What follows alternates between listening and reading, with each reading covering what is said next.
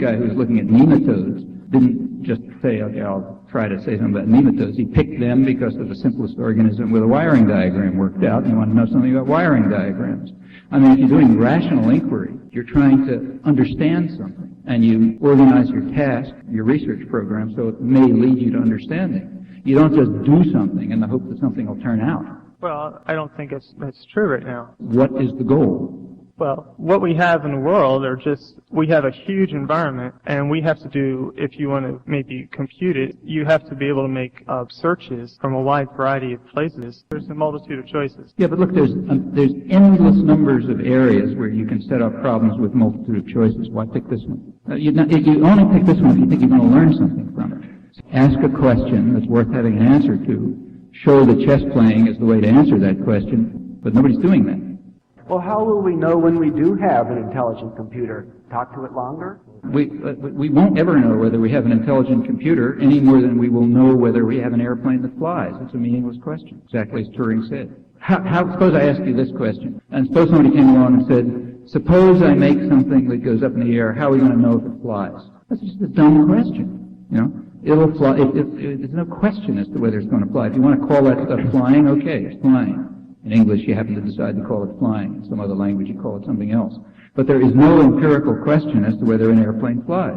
And there is no empirical question as to whether an algorithm thinks, for exactly the same reason. Flying is something birds do, and thinking is something humans do. It's sort of embedded in a big matrix of human interests and so on. And just as airplanes don't do whatever it is birds are doing, even if they could fool somebody into thinking that it's a bird, that would be irrelevant. Similarly, algorithms or brains are not doing things that humans do. For example, is there a question as to whether brains think? Well, brains don't think. Of course they don't think. My brain doesn't see triangles for trivial reasons. Seeing triangles is a human action. We attribute that characterization to humans in a framework of human interests and concerns and motives.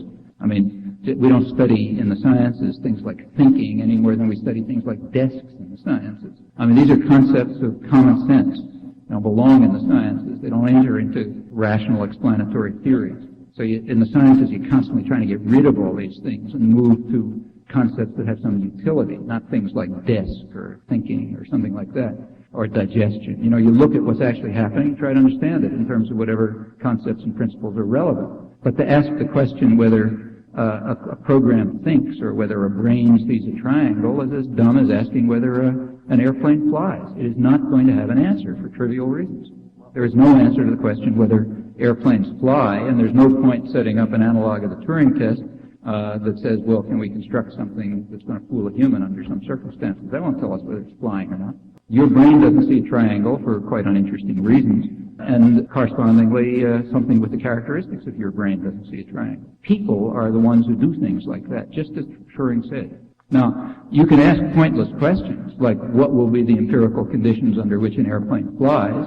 If you ask a pointless question, you're never going to get an answer, of course. Now, it's interesting that in the, dealing with sort of phenomenal world, like airplanes and flying, nobody asks those silly questions. I mean, if somebody tried to start a new science dealing with the question whether airplanes fly, they'd be laughed out of, nobody would even bother laughing.